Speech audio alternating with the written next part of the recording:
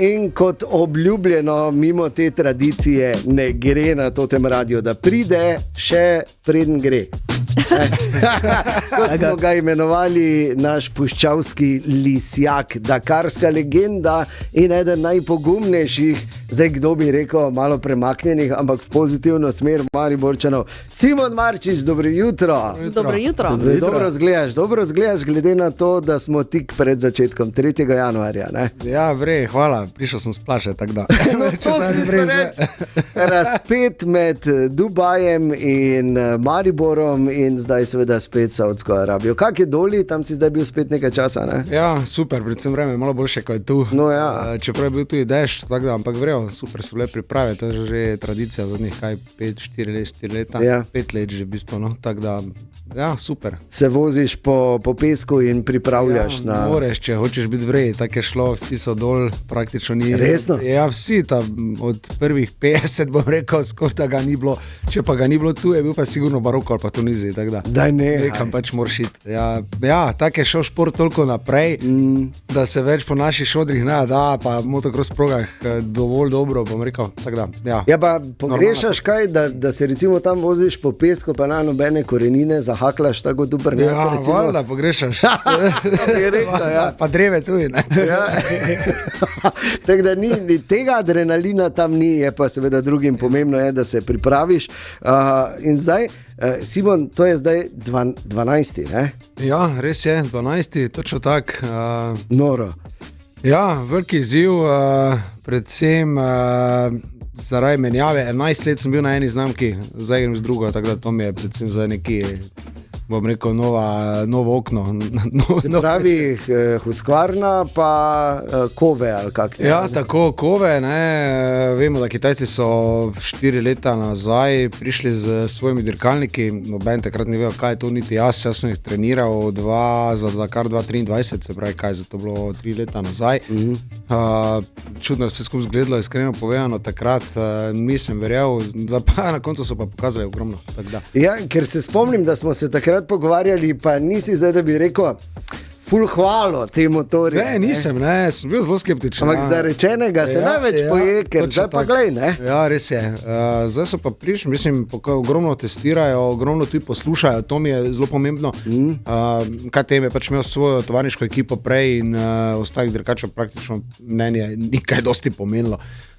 Tako da tu se pa vidi, da Kitajci delajo na razvoju, da hočejo narediti dirkalnik taki kot treba, da hočejo enkrat zmagati in v bistvu jemljajo podatke od vseh nas, kar je ful veliki izziv, no. Ja, pa neka sprememba, no, tako bo. Ja, no super, mi tako veš, da smo mi smo tako na tvoji strani vedno in ti želimo res samo najboljše, absolutno tudi letos, predvsem, da v enem kosu nazaj prideš, kar je najpomembnejše, čeprav se vse življenje že trudiš, da ne bi tako bilo, ne, ampak dobro.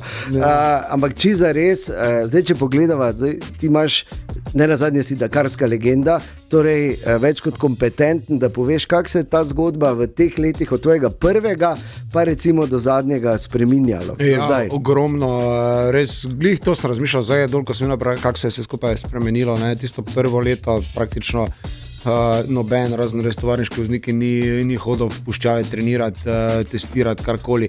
Vsak se je vozil doma, Slovak je treniral na Slovaškem, Poljak na Poljskem, mi smo trenirali doma, ki je pač bilo ob rekah, po motocross progah, najbližja milka je bila v Italiji ali pa kje na Madžarskem. Tudi dirkalniki so bili praktično, bi lahko rekel, adventure motori z lažjimi agregati, z enovalnimi agregati. Danes to postaja v bistvu, danes so dirkalniki motocross motori z velikimi kesli, po domače povedano. Tako da tudi same pogonske agregate so toliko navili, da 450 kubikov doseže res končne hitrosti, toliko kot prej, skoraj da 700, ne. Tako da ja, res je, tudi je postalo, kar se tiče same konfiguracije etape, je postalo dosti bolj napadalno, dosti bolj moraš pritiskati, ni toliko nekih drugih faktorjev več odvisnih, ne, prej si se mogel res, prej je bila bolj avantura, no, zdaj pa je to res dirka. Ja, tudi ni tega, recimo prej smo imeli prečkanje mej, vedno, vsaj 2-krat, ne. Zdaj tega ni. Eno v Saudski Arabiji to gre, ne? Je kar placa. Ja. Finančno je zraslo vse skupaj nenormalno, proračuni so večji za skoraj enkrat. Vse je kar Facebook, vse razvija zgodba. Tudi verjetno neki mladi junci prihajajo. Ne? Ja, vedno bolj. Ne? Vidimo tudi to, da tega prej ni bilo. Prej so rekli, da kar prej, da si star 30, nima smisla dirkati, oziroma niti ni priporočljivo, ker boš se slejko prej zaklal. Danes pa vidimo, da tako so pravili. Zdaj pa vidimo, da je tudi šola, mislim, tudi sam šport, kaj se tiče treningov, navigacije, vsega skupaj šlo toliko naprej. Obstajajo danes ekipe, ki te v bistvu šolajo v navigaciji v vsem, v bistvu gre za bivše dakarske dirkače, ki potem te nekako vpeljajo to, da te tudi znajo staviti tam, ko moreš. Ok, da ti zdaj res preletiš, pa kot se je reklo, z grlom v jagode. No, ne bi zdaj govorili, ker se spomnimo nedolgo nazaj, ko je nekdo z veliko izkušnjami na Dakarju, recimo tudi preletel direkt v skalo, če si pino, ne? Tako preko, ne? Niti leta dneva tega, ne? Ne, recimo, pač kaj se lanskih pripravah, ne celo. Ne, lani na dirki. Ne, na dirki. Ja, na dirki. Res se pravičujem s Pohorja, fant, veš pa, nima tak spomina. Ampak genialno, torej Simon se odpravlja na svoj 12. Dakar, 3. januarja se začne še o tej zanimivi dogodivščini, vrhunski dogodivščini, ki se še enkrat obeta in to z mariborsko prisotnostjo takoj potem. Naša legenda, puščavski lisjak in naš adrenalinski posebnež Simon Marčič, enkrat dobro jutro. Dobro jutro. Simon, torej počasi se začne zares, oziroma se bo začelo 3. januarja Dakar 2026, tvoj 12. Zadnji ali še ne zadnji? Ne, zadnji ne, po mojem zadnji bo, če je že 13 moja številka naslednje leto, po vsej verjetnosti, bo moj zadnji z motorom, če res, tako sem menil, Kitajci ne prijajo z neko zelo masno ponudbo. Pa, rekel je z motorom. Ja. Zadnji z motorom. Kjer je to zadnji, težko rečem. To pravi, da ko greš enkrat na Dakar, da je to neka stalnica. Pa je? Ja, definitivno je. Iskreno povedano, ne vem, si ne predstavljam zdaj, ko tako razmišljam, da bi zdaj bilo, da bi bil Miren Božič, mi je čudno, iskreno. No, ker je tudi, seveda zdaj na motoru ne moreš predolgo, ampak v avtu se pa da, Carlos Sainz recimo, koliko je on star, 72, 86? Mislim, starejši pa če, ne? Ne, 72, po mojem, ni. Ne, 72 pretiravam. Ampak ja, prek 60. Ja, prek 60. Mislim, da je 65, pa je res, ja. Tako. Tam neki tak, da ne pa vidim, da je zmagal kaj 2 leti nazaj, ne? Ja.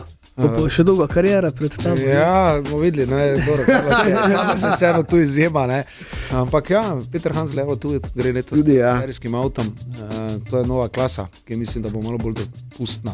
Ki te vidim, da te malo mami, ne, ker je to izraz.